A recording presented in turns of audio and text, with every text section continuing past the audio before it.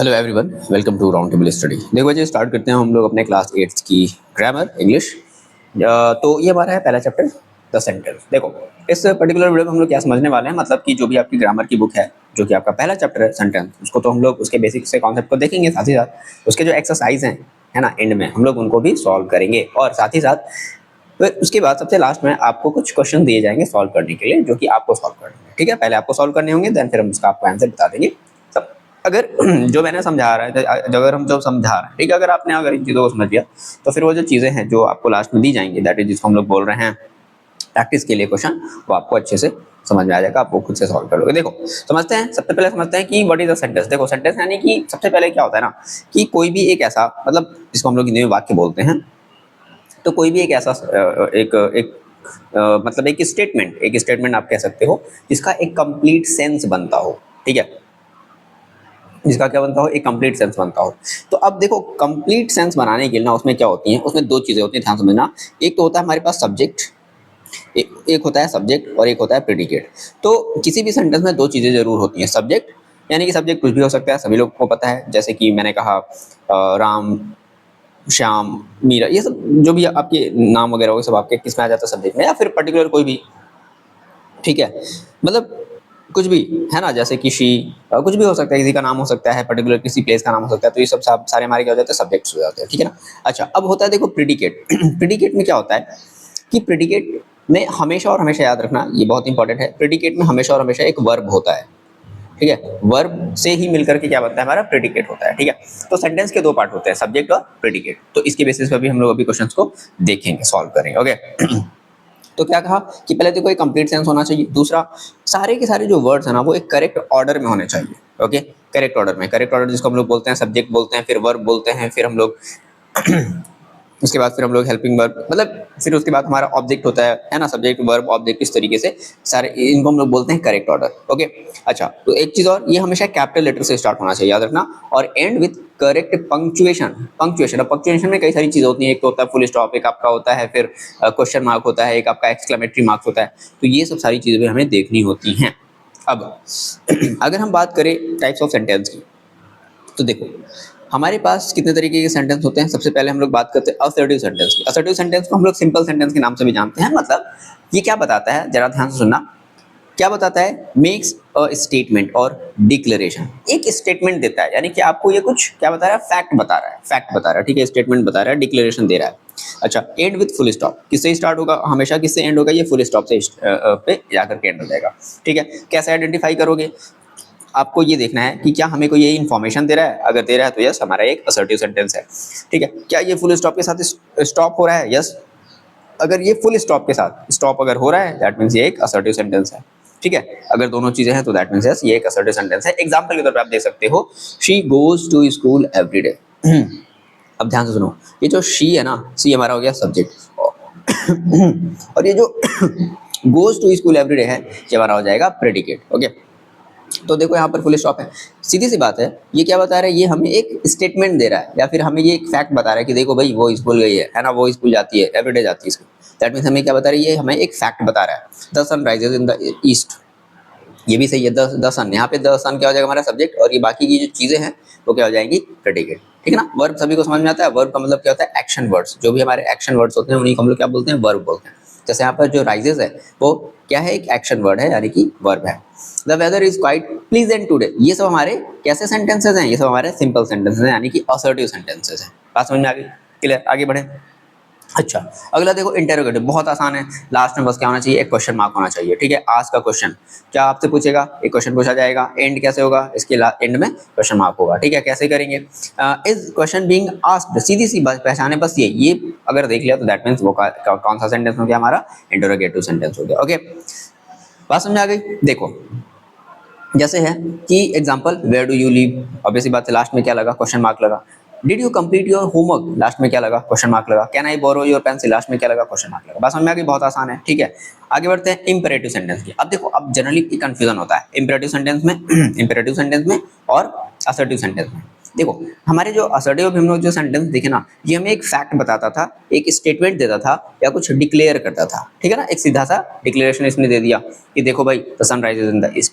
लेकिन अगर हम बात करें इंपेरेटिव सेंटेंसेस की, तो इंपेरेटिव सेंटेंस भी हमारा क्या होता है, बेसिकली फुल स्टॉप से जो है वो जो है एंड होता है। लेकिन इसमें याद रखना क्या बात होती है, इसमें हम कमांड को एक्सप्रेस करते हैं। मैंने जैसे कुछ कमांड दिया, ठीक है, कि क्लोज द डोर, दरवाजे बंद करो, ठीक है, या फिर मैंने कुछ एडवाइस दे दिया, मैंने कुछ रिक्वेस्ट कर लिया, ठीक है, और फिर मैंने कुछ सजेशन दे दिया। तो अगर ये सब सारी चीज़ें अगर सेंटेंस को पढ़ करके अगर आपको ऐसा फील हो रहा है कि किसी ने कमांड दिया या फिर किसी ने एडवाइस कर दिया है, किसी ने रिक्वेस्ट किया है या फिर किसी ने सजेशन दिया है, दैट मीन्स वो कौन सी कैटेगरी में आ जाएंगे, वो इंपेरेटिव सेंटेंस की कैटेगरी में आ जाएंगे। एग्जाम्पल के तौर पे क्लोज द डोर, क्या है, ये कमांड है, सीधी सी बात है। Please help me with my homework, ये एक रिक्वेस्ट है, तो रिक्वेस्ट है, दैट मीन्स ये कैसा है, हमारा एक इंपेरेटिव सेंटेंस हो जाएगा। बात समझ आ गई। Drink plenty of water every day, ये एक एडवाइस दिया जा रहा है आपको, है ना, कि भाई हर दिन सफिशिएंट अमाउंट में वाटर को ड्रिंक करो, पियो, ठीक है। दैट मीन्स ये सब हमारे क्या कर रहे हैं, तो कमांड है, रिक्वेस्ट है, एडवाइस है, सजेशन है, ये सब सारी चीज़ें हमारी क्या हो जाती हैं, इंपेरेटिव सेंटेंस में आ जाती हैं। आई होप ये बात क्लियर होगी, सब पढ़ने की जरूरत नहीं है, मैंने आपको एक्सप्लेन कर दिया है। ओके, आगे बढ़ते हैं। एक्सक्लामेटरी सेंटेंस, सीधा सा इसका पहचान है कि एक एक्सक्लामेशन मार्क होगा, अगर ये मार्क कहीं भी लग गया तो समझ लो क्या है, वो एक्सक्लामेटरी सेंटेंस। कितना आसान सा चैप्टर है, पहला चैप्टर है कि नहीं बताओ। एग्जाम्पल के तौर पे, what a beautiful painting it is, देखो लास्ट में क्या लगा दिया, क्लियर बात, ओह नो, ठीक है, यहाँ पर भी एक्सक्लेमेशन मार्क्स है। आई फॉरगेट माई कीज, मैं अपने कीज भूल गया, मतलब ठीक है, यहाँ पे सरप्राइज होने वाली ये समथिंग जो चीज़ें होती हैं, यहाँ पर हम लोग एक्सक्लामेशन मार्क का यूज़ करते हैं। Hurray we won the hurray we won the match, है ना भाई, हमने मैच, यहाँ पे सरप्राइज वाली बात है, लेकिन लास्ट में क्या है, देखो एक्साइटमेंट है, ये सब सारी चीजें, we won the match, match हम जीत चुके हैं, एक्साइटमेंट में बोला जा रहा है, तो एक्सक्लेमेशन मार्क का यूज होगा। बात समझ आ गई। तो इतनी सारी चीजें हमारे चैप्टर फर्स्ट के अंडर में थी। अब देखो अगर हम बात करें अपने एक्सरसाइज की, आपकी जो बुक है ना, उस बुक में जो एक्सरसाइज दिए हैं, क्या कह रहा है कि please pass me the salt, तो प्लीज है ना भाई, तो इंपरेटिव लग जाएगा ना, प्लीज है, रिक्वेस्ट किया जा रहा है, हैव सम मोर सूप, ठीक है, तो हैव सम मोर सूप, यानी कि यहाँ पर ये सजेशन दिया जा रहा है, ठीक है, तो इंपरेटिव सेंटेंस हो जाएगा। बात समझ आ गई। Mahatma Gandhi practice truth and non violence, देखो ये एक फैक्ट बताया जा रहा है कि नहीं, ये एक फैक्ट बताया जा रहा है, तो ये एक असर्टिव सेंटेंस हो गया। Let's go for a walk, let's go, ठीक है, मतलब एक तरीके से कहा जा रहा है कि चलो, या फिर क्या, तो एक तरीके से एक सजेशन है या फिर एक सहमति है, ठीक है, तो दैट इज वो हमारा क्या हो जाएगा, इंपेरेटिव सेंटेंस हो जाएगा। Oh how sick that man is, अब देखो यहाँ पर एक्सक्लेमेशन मार्क नहीं लगा है, बट यहाँ पर होना चाहिए, क्योंकि यहाँ पर होना चाहिए ओ, ठीक है ना, यहाँ पर एक्सक्लेमेशन मार्क होना चाहिए और यहाँ पर भी एक्सक्लेमेशन मार्क होना चाहिए। ओके, आगे देखो, are you going to wear this dress today, तो क्या लगा दिया, क्वेश्चन मार्क, तो इंटरोगेटिव सेंटेंस हो जाएगा। बात क्लियर है। आगे देखो, what is your date of birth, question mark लगाया है, तो क्वेश्चन मार्क लगाया, दैट मीन्स हमारा इंटरोगेटिव सेंटेंस हो जाएगा। Could you give me some coffee, देखो क्वेश्चन मार्क लगा दिया, इंटरोगेटिव सेंटेंस हो जाएगा। What a pretty girl she is, तो क्या हो गया, एक्सक्लेमेटरी सेंटेंस हो गया। बात समझ में आ गई। What a pretty girl she is. There will be a holiday tomorrow, अब देखो ये क्या, ये फैक्ट बता रहा है ना, देयर विल बी, ठीक है ना, हॉलीडे टुमारो, तो क्या होगा, ये एक असर्टिव सेंटेंस को एक्सप्लेन कर रहा है। आगे देखो, आगे आपके एक्सरसाइज में क्या है कि right the following sentences into subject and the predicate. Okay, बहुत आसान। क्या कह रहा है, पहला जो आपका सेंटेंस है वो ये कह रहा है कि health is one of the greatest blessing, तो हेल्थ, देखो इज ना हमारा क्या होता है ना, ये हमारा होता है, ये हमारा हेल्पिंग वर्ब होता है, ठीक है। हर एक आपको पता होगा, आप अगर क्लास 8 में आए हो, वैसी बात है, आपको पता होगा कि हर एक सेंटेंस की क्या होती है, हेल्पिंग वर्ब होती है, कुछ ऐसे भी होते हैं जिनका हेल्पिंग वर्ब नहीं होती। तो कह रहा है कि हेल्थ, तो हेल्पिंग वर्ब से पहले की जो भी चीज़ें होती हैं ना, याद रखना, मोस्ट ऑफ द केसेस में वो हमारे क्या होते हैं, सब्जेक्ट्स होते हैं, और यहाँ की बात से जो भी हमारा ये जो सेंटेंस हो जाएगा वो हमारा क्या हो जाएगा, प्रेडिकेट हो जाएगा। तो हेल्थ हमारा क्या हो गया, सब्जेक्ट हो गया, is one of the greatest blessing, ये हमारा क्या हो गया, प्रेडिकेट हो गया, ठीक है ना, बात समझ आ गई।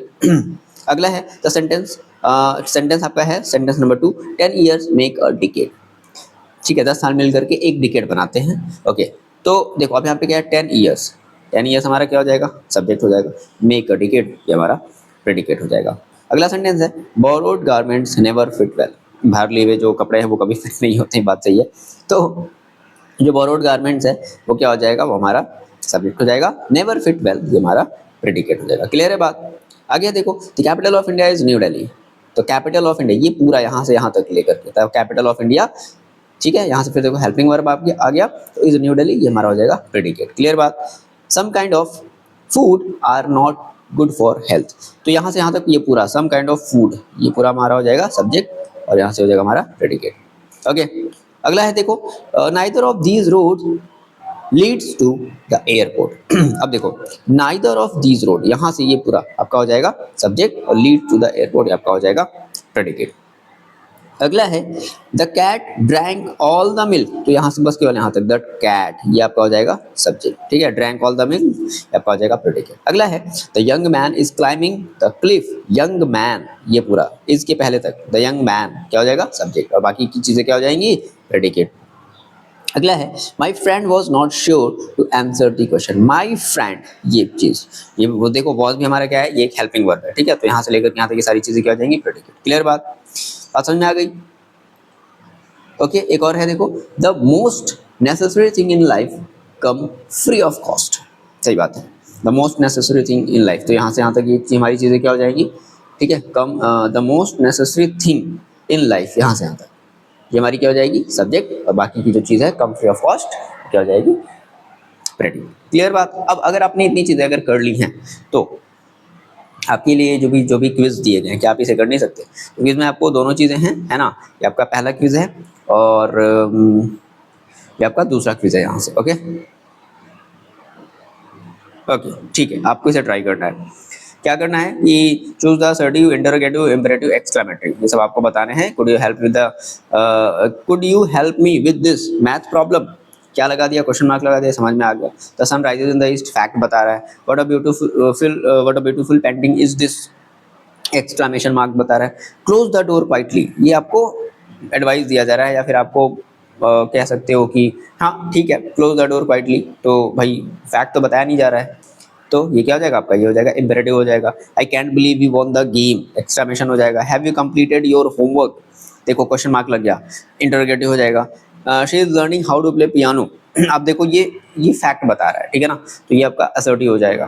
Please pass me the salt, ये देखो रिक्वेस्ट कर रहा है, प्लीज प्लीज मीन्स रिक्वेस्ट करना, तो ये आपका इम्पेरेटिव हो जाएगा। इस तरीके से बात समझ में आ गई। फिर ये देखो why are you so late today, बताना है। Keep your room clean, I love recording, I love reading story book, ये सब आपको बताना है। क्लियर है बात। इसमें अगर कोई भी प्रॉब्लम हो तो आप मेरे को बताओ कि सर मेरे को इस वाले क्वेश्चन में प्रॉब्लम है। राउंड ये आपका क्विज 1 है और ये आपका क्विज नंबर 2 है, ठीक है। ये आपका क्विज नंबर 2 ही है, ध्यान रखना। तो किसी में भी अगर आपको दिक्कत है तो आप प्लीज कमेंट करके बताओ, ठीक है। उसके आंसर आपको कमेंट बॉक्स में मिल जाएंगे। चलो, तो कैसा लगा ये आपका फर्स्ट चैप्टर इंग्लिश ग्रामर का 10 सेंटेंस, ये मेरे ख्याल से क्लियर हो जाना चाहिए, आपको भी ये सारी चीज़ें क्लियर हो जानी चाहिए, ठीक है। मिलता है नेक्स्ट वीडियो में, पढ़ाई करते रहो, तब तक के लिए अपना ध्यान रखो।